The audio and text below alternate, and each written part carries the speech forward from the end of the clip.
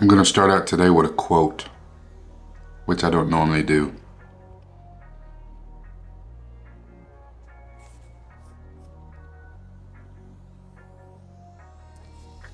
This is from Thomas Zaz. The stupid neither forgive nor forget. The naive forgive and forget. But the wise forgive but never forget. Which one are you?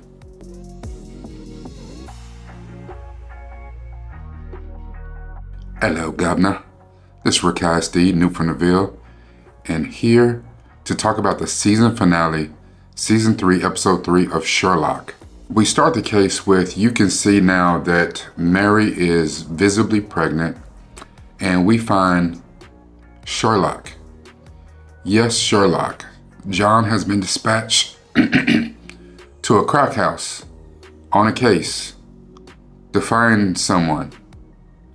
And who does he run into in the crack house? Sherlock. But Sherlock looks like a crackhead. How far we have fallen. Sherlock is thrown into rehab by John, but the entire time Sherlock is telling him, listen, I'm not a crackhead, I'm on a case. I'm undercover. Mycroft comes to the little rehab place to confront Sherlock about his drug use, and he thinks that, all of Sherlock's mental abilities all of these years have caused him to crack and even find something to kind of quiet his mind, which is turning to drugs. But we find out that Sherlock is investigating the media magnate Charles Augustus Magnussen. He's owns newspapers, media, and his chief business, though, is blackmailing people. He's got book on everyone. He is the Donald Trump P. Diddy of this episode. He's got dirt on everybody, including very, very high officials within the British government. There is a Lady Elizabeth Smallwood, who we also know from Doctor Who enlists Sherlock to negotiate the return of some stolen letters that were written by her husband that talked of an affair that he had. Mycroft warns Sherlock not to go after this guy because, of course, the British government is in bed with him because, of course, he's got dirt on several people high within the government. So he's kind of off limits. When John finds out that Sherlock is in a relationship with one of Mary's bridesmaids, Janine, Sherlock tells him it's no big deal. He's dating her because she's actually Magnussen's assistant. So he's using their relationship in order to get closer to Magnussen and then be able to break into his office. When Sherlock goes to the office with John, he finds Janine knocked out, and he finds Magnussen being held at gunpoint by none other than Mary, John's new wife. The hell? Mary does the unthinkable, and she shoots Sherlock. He uses all of his mental capacity to try to stay awake, try to stay conscious, and he ends up going into a mind palace. When he gets taken to the hospital, he actually ends up flatlining in the hospital on the operating table. In his mind palace, he is taunted by Moriarty. That's what he sees. And Moriarty taunts him that he's going to let down John by dying. And this prompts Sherlock to revive. He comes back. He can't let down John. John is there when Sherlock wakes up at the hospital. But when Sherlock wakes up, he mouths Mary, which John has got to be like, the hell? John meets Mary at the hospital, tells her Sherlock survived, but he can tell something is off about her. Mary goes in to talk to Sherlock, and she tries to tell him not to tell John anything. Don't tell him nothing. But John suspects something is up because when he went to Sherlock's place earlier, Sherlock had moved his chair. His chair was gone. But when he goes back, Sherlock had moved his chair back, and on the little table next to John's chair was a bottle of Mary's perfume. Very distinct. Sherlock breaks out of the hospital and arranges to meet with Mary. He left a series of clues for Mary to follow and arranges to meet with Mary. He tells Mary he knows that she's not who she claims to be. Mary Morstan died in 1972 as a baby, and Mary has adopted her identity. But why? Who the hell are you, lady? She tells Sherlock that Magnussen has some information on her that will send her to the prison for the rest of her life.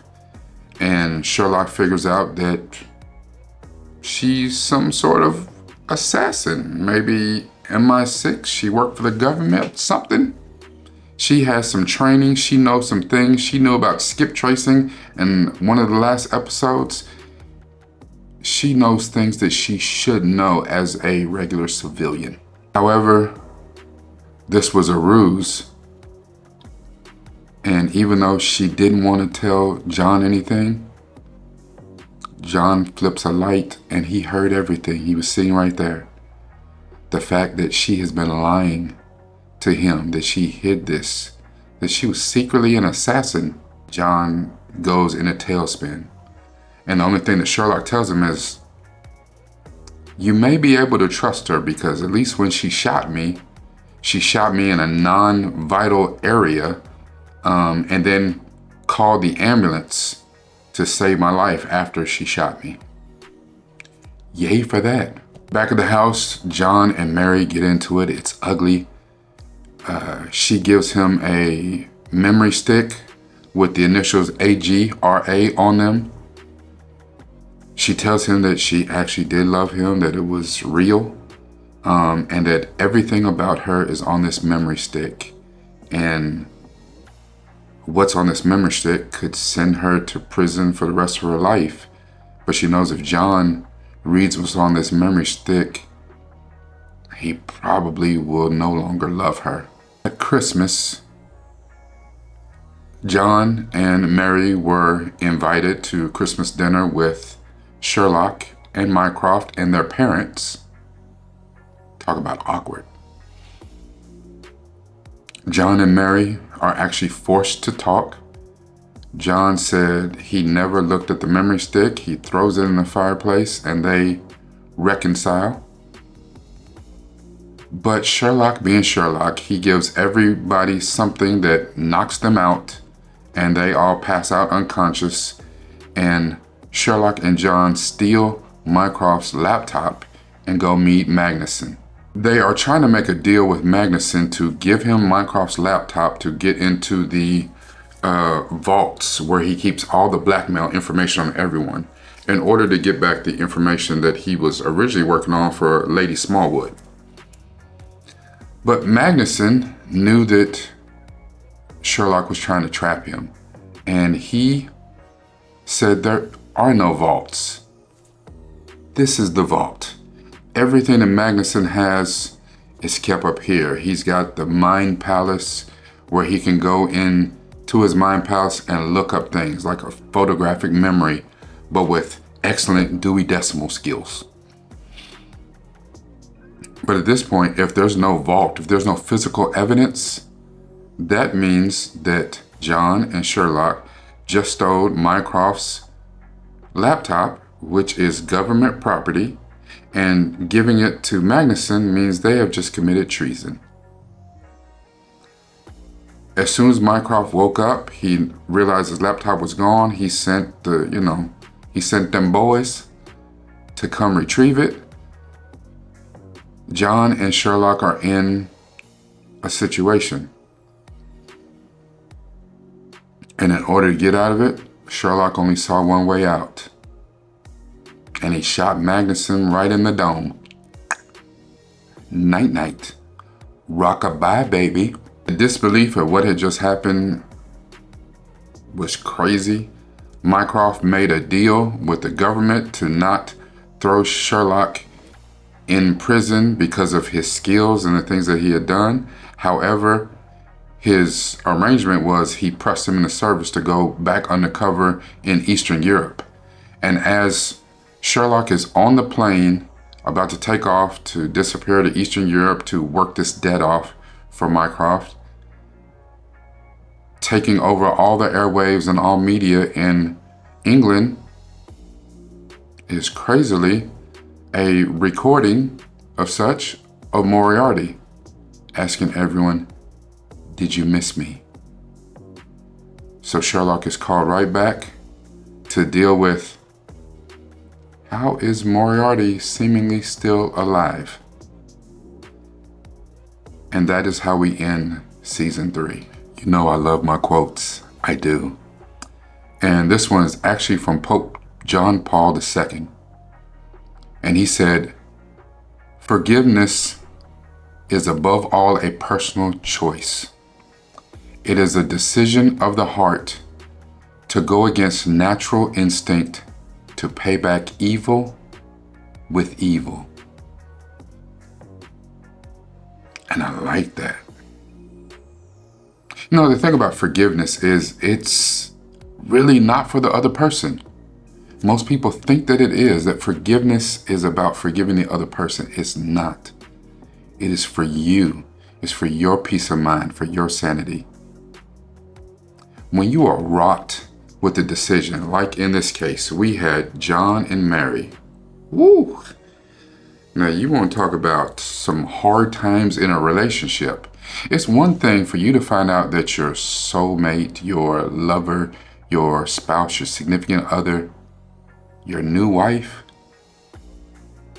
lied to you, but has been lying to you. And then you compound that with, oh, by the way, not only was I lying to you, I'm not even really who I say I am. I have taken the identity of a dead child. Oh, and I'm really an assassin. And I shot and almost killed your hetero life mate, Sherlock. My bad. You forgive me, boo? The hell? You know, forgiveness, it never changes the past, but it does give the future a chance. In this, we see John forgive Mary, his wife, because who knows what her real name is. And they said that this happened after many, many months of his deliberation and them more than likely living apart. Could you do it? I don't know. I honestly don't know. You know, and here's the thing. If you've ever dealt with betrayal, because lying of that magnitude is absolutely, it is betrayal. If you've ever dealt with that,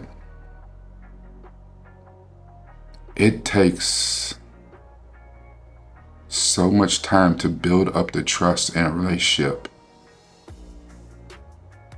And once a lie is out there, it destroys that trust.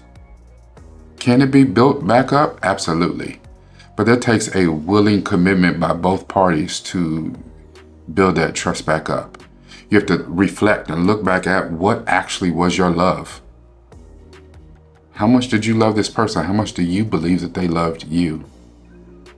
Because as you see in a case like this, love is not enough. Betrayal hurts. It's an unimaginable pain.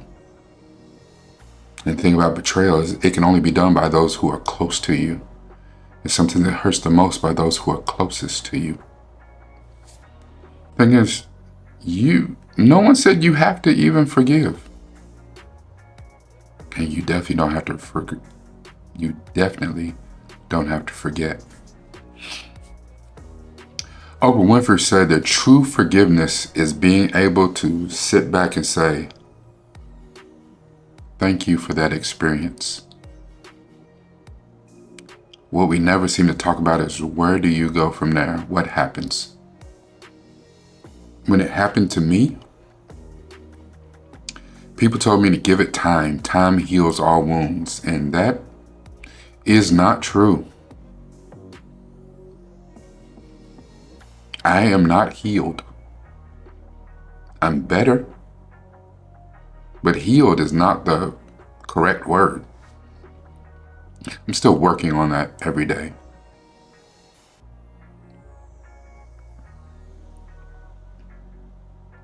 And I don't even know if I can say thank you for that experience. It was an experience. One that I would not wish on an enemy. But I have grown from it. And I would like to say that it's made me a better person. I guess the jury's still out on that. We'll see. I think so, but shit, who knows?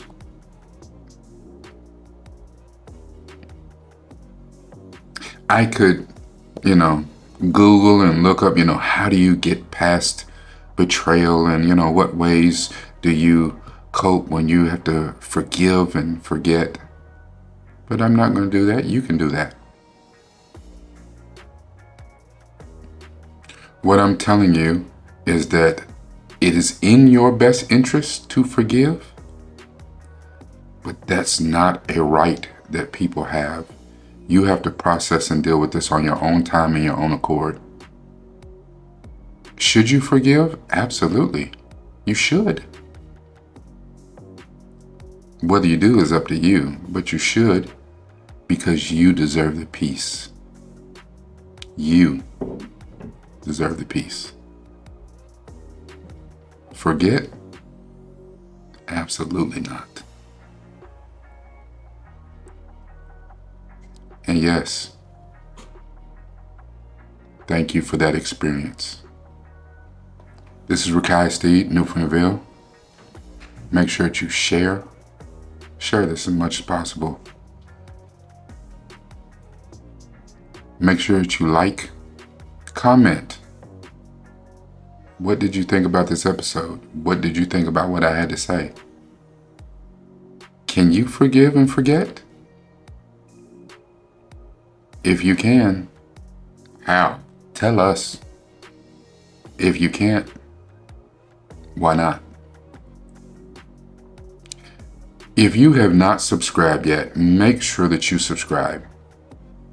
I have plenty of other videos in the catalog. I have other videos that'll show up at the end of this.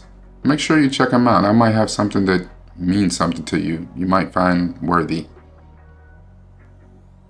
Since I've been doing this media therapy, it has been therapeutic, cathartic,